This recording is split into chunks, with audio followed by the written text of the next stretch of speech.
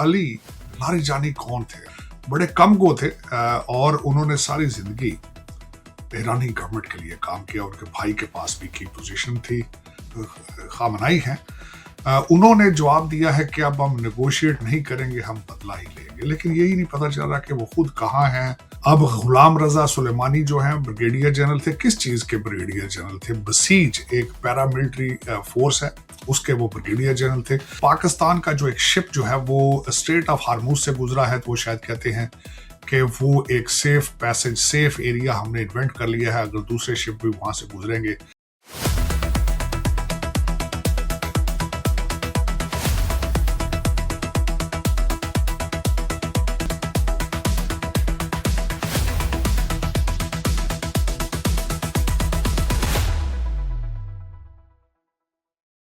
मैं Sajid Tarar from Washington DC आज आपके सामने फिर एक दफा विद अ हैवी हार्ट। दुनिया जल रही है। आज सबसे बड़ी जो आज सुबह खबर थी, जिसको लेटर ऑन ईरान ने कंफर्म कर दिया है कि वहां पे अली लारीजानी जो कि चीफ थे सिक्योरिटी के ईरान में, उनको बम मार के उनको हलाक कर दिया गया है। उनके साथ वो सिर्फ अकेले नहीं थे, उनके साथ एक और ब्रिगेडियर जनरल गुलाम रजा सुलेमानी, उनको भी वहाँ पे हलाक किया गया है। जो ब्रिगेडियर जनरल गुलाम रजा सुलेमानी थे, वो उनका जनरल सुलेमानी के साथ कोई लिंक नहीं है, उनका सिर्फ लास्ट नेम है। मैं इसी के बारे में आज आपको बताना चाहूँगा कि आज वहाँ पे क्या हुआ है और अली लारीजानी कौन थे। अली लारीजानी सबसे पहले तो नजफ इराक में पैदा हुए।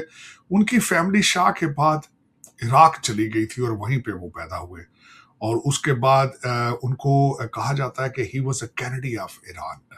एक तो फिलासफर थे, उन्होंने 14वीं सेंचुरी के एक जर्मन फिलासफर इमैनुअल कैंट के ऊपर भी किताबें लिखी। अब मैं ये बताना चाहूँगा कि एक तो उनके पास मैथ और कंप्यूटर साइंस में बैचलर डिग्री थी और उनके पास पीएचडी भी थी। बड़े कम गो थे और उन्होंने सारी जिंदगी ईरानी गवर्नमेंट के लिए काम किया। उनके भाई के पास भी की पोजीशन थी।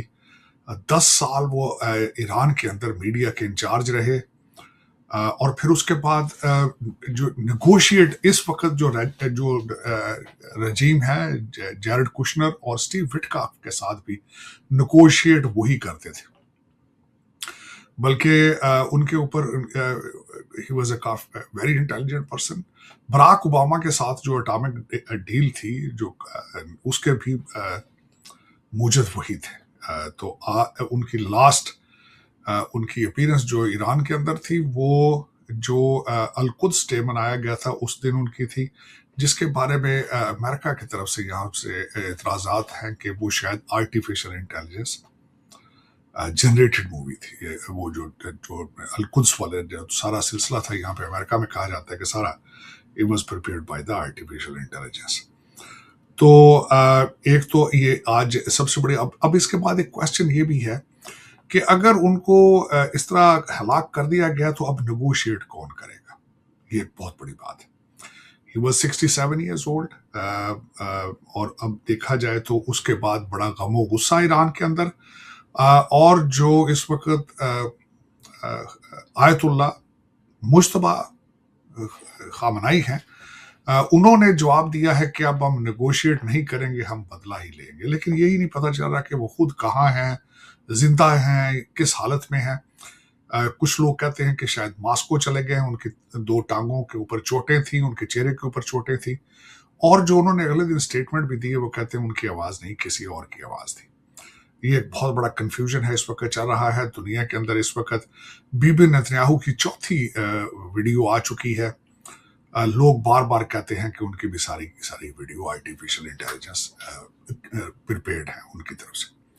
तो इस वक्त कोई क्लियर पिक्चर सामने नजर नहीं आ रही। मुख्तलिफ किस्म की खबरें, कहा जाता है कि आजकल हालात ये हैं कि आप जिस तरह की खबर देखना चाहते हैं उस तरह की खबर मार्केट के अंदर दस्तयाब है। मैं खुद कोशिश करता हूं कि सबसे पहले सोर्स को देखूं। मेरा खुद सोर्स जो है रिसर्च का, वो मेन आउटलेट्स होती हैं, जिस तरह के अल जजीरा है, बीबीसी है, ब्लूमबर्ग है, वॉशिंगटन पोस्ट है, न्यूयॉर्क टाइम्स है, गार्डियन है, और उसके बाद मैं कोशिश करता हूं कि इजराइल के न्यूज़लेट्स जो हैं उनको भी इस्तेमाल करूं और वहां से देखूं। اب غلام رضا سلیمانی جو ہیں بریگیڈیئر جنرل تھے. کس چیز کے بریگیڈیئر جنرل تھے؟ بسیج ایک پیراملٹری فورس ہے، اس کے وہ بریگیڈیئر جنرل تھے. اب بسیج کیا ہے؟ میں جب ان پہ دیکھ رہا تھا کہ بسیج کیا ہے، تو بسیج ایک انٹیلیجنس ایجنسی ٹائپ چیز ہے، اور کہا جاتا ہے کہ 70% ایرانی جو ہیں وہ بسیج کے ممبر ہیں. ایک دوسرے کے اوپر چیک رکھا جاتا ہے کہ ایسی سوسائٹی کریٹ وہاں پہ کی گئی ہے کہ ہر بندہ خوف میں رہتا ہے. اس وقت پاسداران انقلاب جن کے 5 مختلف قسم کے لیئرز ہیں، اور وہ بھی ان کے ساتھ یہ بسیج کو پہلے کریٹ تو کیا تھا کہ ایک سیپریٹ اینٹی چلے گی، لیکن اس کے بعد ان کو پاسداران انقلاب کے اندر مرج کر دیا گیا ہے. تو اس وقت میں سمجھتا ہوں کہ ایک کیاس ہے. اگلے دن آج بلومبرگ نے بلکہ پاکستان کو کور کیا ہے کہ پاکستان کا جو ایک شپ جو ہے وہ اسٹریٹ آف ہارموز سے گزرا ہے، تو وہ شاید کہتے ہیں کہ وہ ایک سیف پیسج، سیف ایریا ہم نے انوینٹ کر لیا ہے. اگر دوسرے شپ بھی وہاں سے گزریں گے تو شاید وہاں پہ نیچے بارودی سرنگیں نہیں ہیں. لیکن میں سمجھتا ہوں کہ پاکستان کو اسپیشل رعایت دی گئی ہے، لوگ یہی کہہ رہے ہیں، لیکن آنے والے دن بتائیں گے کہ کیا ہوگا. آج پریزیڈنٹ ٹرمپ نے وائٹ ہاؤس میں آج آئرلینڈ کے پرائم منسٹر کے ساتھ ایک اپیرنس دی ہے اوول آفس میں. انہوں نے پریس میں سوالوں کے جواب بھی دیے. کافی انہوں نے آج ہی was disappointed NATO countries کے ساتھ، جنہوں نے جا کے اسٹریٹ آف ہارموز میں امریکہ کا ساتھ دینے سے انکار کر دیا. بلکہ جرمنی، بلکہ بالخصوص انہوں نے آج اپنے اوول آفس میں ونسٹن چرچل کو یاد کیا.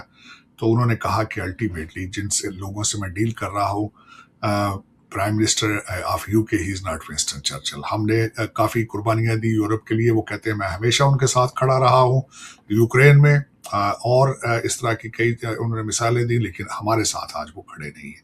یہاں پہ یوکرین کے حوالے سے بلکہ ایک بات تھی، مجھے خود ایک ایز این امریکن ایک بات جو بڑی بادر کر رہی تھی، اور میں کوشش کر رہا ہوں کہ اس کی طے میں پہنچوں. سنا ہے کہ یوکرین کے صدر جو ہیں اس وقت مڈل ایسٹ میں جا کے اپنے وہ جو امریکن اور یورپین اسلحہ جو انہوں نے لیا تھا اس کو بیچنے کی کوشش کر رہے ہیں، اور مانگ رہے ہیں ان سے پیسہ اور ٹیکنالوجی. یہاں پہ ان کے اوپر کرپشن کے چارجز پہلے موجود ہیں. امریکن کہتے تھے کہ ہم نے 350 بلین ان کو دیا، خرچہ کیا. وہ کہتے ہیں کہ ہمیں صرف 100 بلین ملا یا 150 بلین ملا. باقی پیسے کہاں گئے کوئی پتہ نہیں ہے. میرے خیال میں تو مڈل ایسٹ میں گئے ہوں گے، جی سی سی کنٹریز میں گئے ہوں گے. یوکرینین لوگوں کے اوپر پہلے بھی کرپشن کے چارجز لگائے جاتے ہیں. اب یہاں پہ ایک اور بات بھی ہے کہ یوکرین کے صدر نہ صرف مڈل ایسٹ میں جا کے اپنے پیٹریٹ بیٹریاں بیچنے کی کوشش کر رہے ہیں، بلکہ بی بی نتنیاہو سے بھی جا کے ملے ہیں، اور ان کو بھی انہوں نے اپنا اسلحہ بیچنے کی کوشش کی ہے، جو کہ انتہائی افسوسناک بات ہے.